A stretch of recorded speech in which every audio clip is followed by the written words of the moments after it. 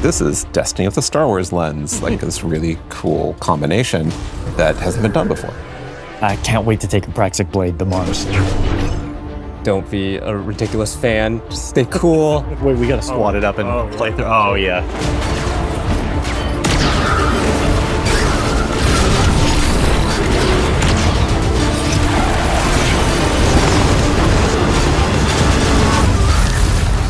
This is why we got into games in the first place.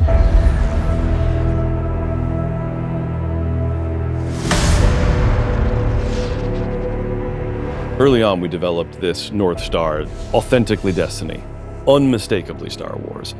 It has to be something that feels like a Destiny story. It can't feel like a one-off. This can't feel like a side quest, right? Like this has to be a continuation of the Fate saga. I got this vision. I knew it came from the Nine. But with Star Wars beats and Star Wars visual. This was uncharted territory for Lucasfilm Games, and that this is the first time we're telling a story inspired by Star Wars within a different universe. At the heart of I think every Guardian's identity is this healthy, independent, rebellious streak. We were excited to actually explore that scoundrel fantasy, bounty hunters, the syndicates going out and doing jobs with a ragtag team. We took inspiration from Star Wars to ensure the scale, visual language, soundtrack, and cinematic storytelling in Renegades delivered on everything fans will have come to expect from the franchise. The Praxic Blade collaboration stands out to me. Because lightsabers are so iconic, it was absolutely critical to get that balance right. The team at Lucasfilm Games was just so solutions focused. It wasn't, it has to be this way. It was a lot of back and forth and asking questions about how would this work? Well, let's talk about it. All right, so we need a different energy source. Okay, what would that look like? It was all about what is best for the player. When we announced this collaboration to the studio, James may or may not have been wearing a fighter pilot helmet. Yeah. Destiny and Star Wars shared that same beating heart. I was like, oh, this is gonna be special.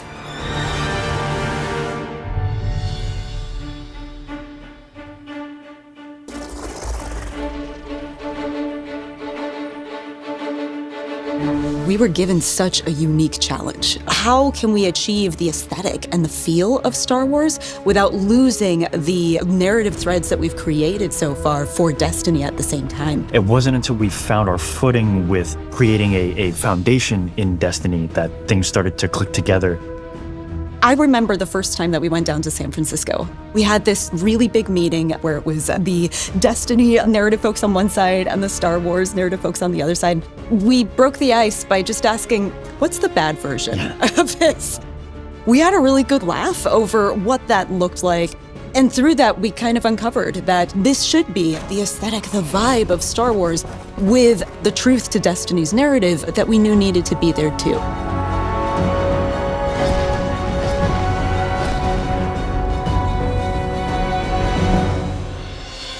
We begin 2 months after the Edge of Fate has happened. The world has moved and changed, and we're still trying to figure out what Binding the Nine means. The Vanguard have redacted the prophecy of extinction. They don't want the public to panic over this prophecy. The crux of our story is the Drifter asking us to help him break Vanguard law for good reason to confront a new rising faction of Cabal called the Barren Imperium. It's what drives Eris to help the Drifter out, as well as the player Guardian. When we were thinking about what kinds of characters should be in this release, we thought about the kinds of archetypes we see throughout Star Wars. Yeah, and Drifter is an easy parallel. He and Han Solo share a cocky attitude, both former criminals. In Star Wars, there's a plethora of sassy droids. We have our own version of that through Ghosts, and Blue is no exception. Well, look, thanks for nothing. Blue is a Drifter's ghost, and I think as soon as people hear her, they'll be delighted and incredibly surprised. Our voice cast is stacked. Dredgen Bale is portrayed by Alex Lee, who is amazing. You are supposed to protect the people, not rule them. And we also got Hollywood actual royalty Danny Houston to play Premier Loom, the head of the Barren Imperium. Being able to work with someone from that kind of IMDb page was such an honor, and I was completely normal the whole time. Surrender, barracked Imperium. Loom became this sweeping militaristic figure that I think is going to be a really good parallel to Grand Moff Tarkin or other evil military leaders from the Empire. So even though we're introducing new characters, we're still looking backwards at some of Destiny lore's most long-standing characters. Honor is another example of that. She's our Praxic warlock. She's loosely meant to be a parallel to something like a Jedi in Star Wars. She was part of a Vanguard internal affairs group that would police Guardians on the usage of darkness. Don't make me regret abandoning my post to help you. Not now, Honor. Yeah, she has to grow up with the times a little bit because the world has changed and a whole lot of people are using darkness now. And she gets to grow and kind of ask herself, like, am I still adhering to my own values if I allow myself to be open to these kinds of ideas? The Drifter belongs with us! The Drifter left your cult long ago. And then there's Bale, Dredgen Bale. Dredgen is a dark guardian that represents absolute darkness. Dredgen Bale doesn't like the fact that we're ruled by a city of immortals who can't step down and that weren't elected. He's got kind of a point, but his methods for addressing that point suck. He makes many bad choices. One of my favorite parts about a lot of villains in Star Wars is that they have just like the capability of making a right choice and then consistently do not make good choices. Bale is trying to fill a hole in his life in all the wrong ways. And he just can't, and he never will. But man, we're gonna hope that he does someday. The time of guardians as shepherds of humanity is over.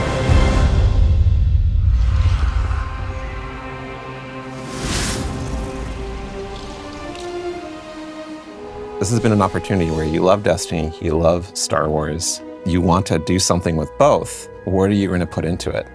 Oh my God, it was such a challenge at first, finding that sweet spot of how do we make something that can live in both worlds and not feel out of place in either, but also feel totally new and exciting. It wasn't always about where do we find the exact middle ground, 50-50 Star Wars and Destiny, because at that point, you're feeling almost a little derivative. There was those moments along the way when we were like, this is just Star Wars. This is not the purpose of the collaboration. We want to have something kind of new that makes you think of both. I remember when we were trying to figure out what we're going to do with our new Cabal. We started in that place where it's just Cabal wearing a stormtrooper outfit. Yeah. But it wasn't until we injected more of that weird alien design of a lot of these armor sets. That was kind of what switched it over from this is too derivative to this is really working. I think it comes through in the visuals in every single map. There are little Easter eggs and little treats here and there that we hit around, and Lucasfilm Games has been awesome at collaborating with us and even putting some of their input onto our maps so we can really give the players something exciting. The switch flipped in my head like, oh, we would never have done this without this collaboration was the Syndicates. Yeah. We're going places with the Vex and the Elixni and the Cabal that we really weren't going to go before. Oh yeah, and trench coats. And trench coats, yeah. We have Vex in trench coats that are playing cards. It's so awesome, and I don't think we would have dared do that if we didn't have this opportunity. No, and it was the perfect time in our universe to do it too. The Star Wars fans on the team just start coming out, telling their stories about what they're excited to build, and far be it for me to get in the way. We make a lot of weapons in Destiny. How do you take a weapon in Destiny, which we have literal like 4 digits of guns, and Understatement. right, and make something that feels new but also does justice for Star Wars? And Blaster was really obviously the choice. They're roughly in 2 groups. There's dynamic blasters, which are intended to be harder hitting, firing a ton. Brute force. And then we have a number of balance blasters. As you're shooting, and the heat is building up, you're going to have a venting opportunity where you can hit a perfect vent. It's like functionally a reload, so you can start shooting again much faster. Sweet. I gotta ask though, what about those Cabal blasters? Are they accurate?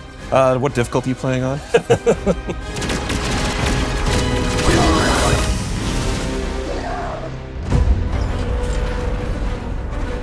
We have swords in Destiny, but we don't have a Praxic sword. We don't have We do not. a lightsaber approximate. It's an exotic primary weapon that's kinetic, where you can reflect a bunch of blasts, kill enemies with it, and throw it out and get a ton of damage.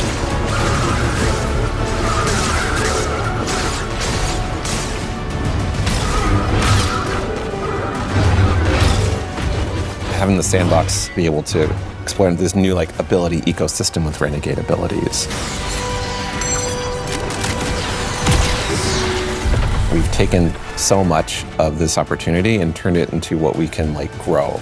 Every corner of the game, from the art, the design, the audio, the music, the UI, the rewards, completely infused with the magic of the collaboration. It's really been a real treat to be a part of. Yeah, it's super satisfying.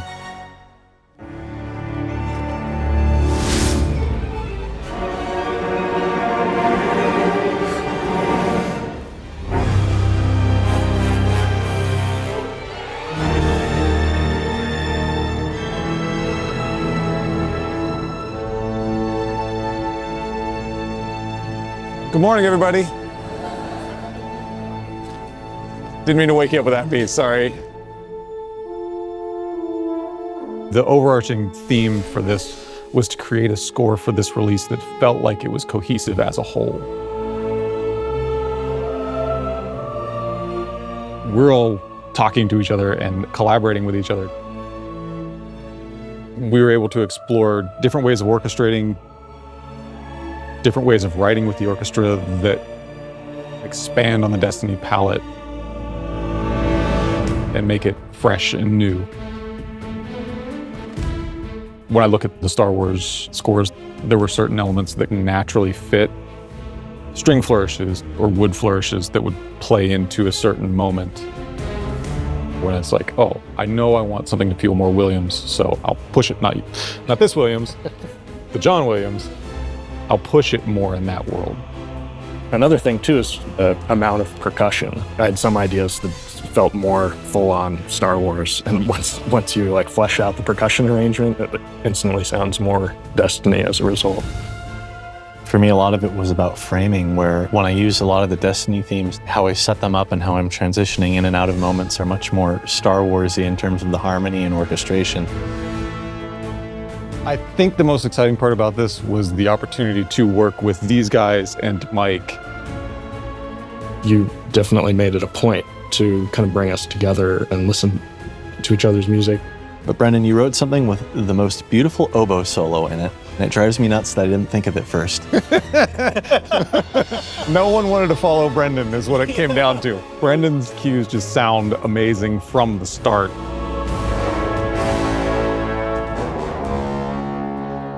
I remember knowing your first high action cue. Everyone was like, whoa, because it's really fast, really intense. Josh kept on spinning around and looking at you. Humans have to play this. Jeez. Destiny has so many themes, and that's a great vehicle for doing the Star Wars spin. Our first meeting was discussing that main theme, and I remember hearing it for the first time.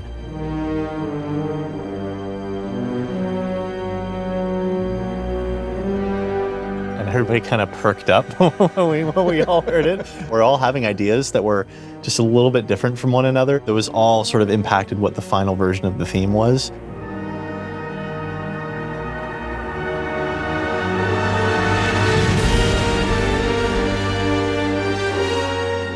Dredge and Bale.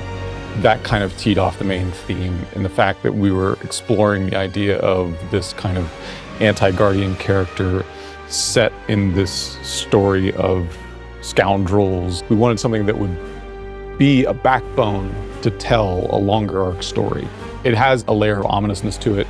It has a layer of mystery to it, but it can be turned other ways. I felt a sense of menace. Yeah. I'm just excited to get to experience it with players. Just really hope that personally I've written something that they can really connect with and love, and if I can cause a couple of goosebumps in there, I'll take that as a bonus too. I hope players get taken on a journey that inspires them and makes them feel like this world is really unique and really special. My favorite feeling as a creator is getting to watch someone's look of like absolute surprise. I want players to feel hope, that exciting, boundless potential that Destiny has and world of possibility that Star Wars unlocked.